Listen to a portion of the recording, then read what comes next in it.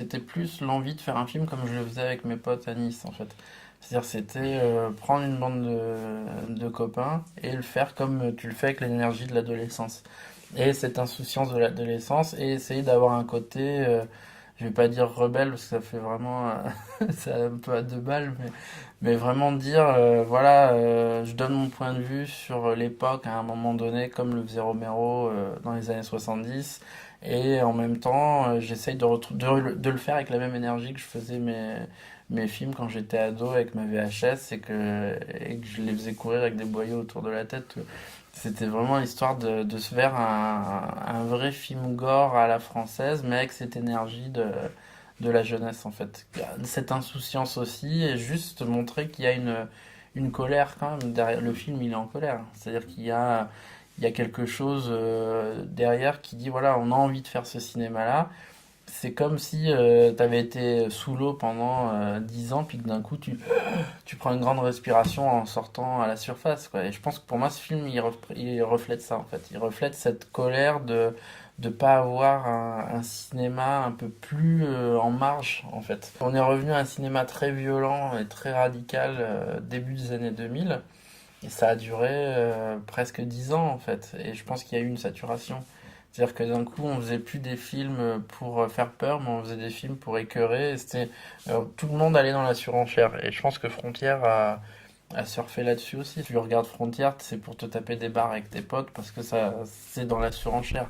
Martyr est plus dans la réflexion. En fait, c'est un film beaucoup plus cérébral, là où Frontière est beaucoup plus viscéral. Il est réellement inscrit dans son époque par rapport à ça, par rapport à la manière dont il est filmé, par rapport à la manière dont il montre la violence. Aujourd'hui, je pense que je le ferais totalement différemment. J'aurais une autre approche en fait.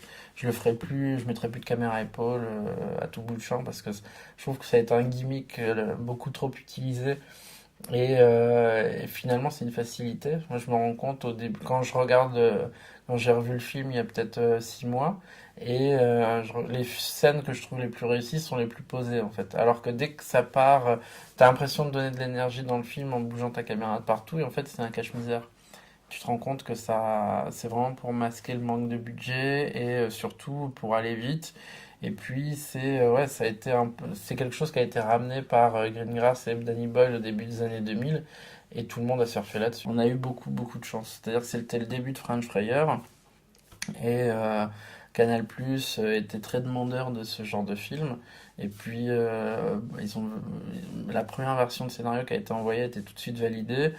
On a tout de suite eu Studio Canal pour le distribuer au départ, mais ensuite ça a été repris par Luc Besson et EuropaCorp. Et finalement, ça a été un grand coup de bol parce que si c'était resté chez Studio Canal, le film aurait dû être moins de 12 ans, donc toutes les scènes horrifiques auraient dû être coupées du film.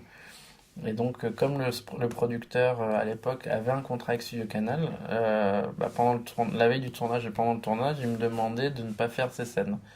Mais moi, je voulais absolument les faire parce que c'était dans le script à la base. Plein de choses en déco qui ont changé parce que bah, on pouvait pas trop montrer de symboles nazis dans le film. Enfin, toutes ces choses-là. Donc, le film a été très épuré au tournage, mais avec quand même la volonté de faire quelque chose, pas contre l'avis du producteur finalement, mais c'était plus. Je disais non, mais fais-moi confiance, je lui tourne les scènes quand même. Et puis on voit à la fin, on verra au montage. Et l'idée, ça a été de faire un petit montage et de montrer ce montage, c'était au bout d'1 ou 2 semaines de tournage, et de le montrer à Cannes en fait. Et donc le producteur et Samuel Le Bihan sont descendus au Festival de Cannes alors que nous on était en tournage, c'était en 2006.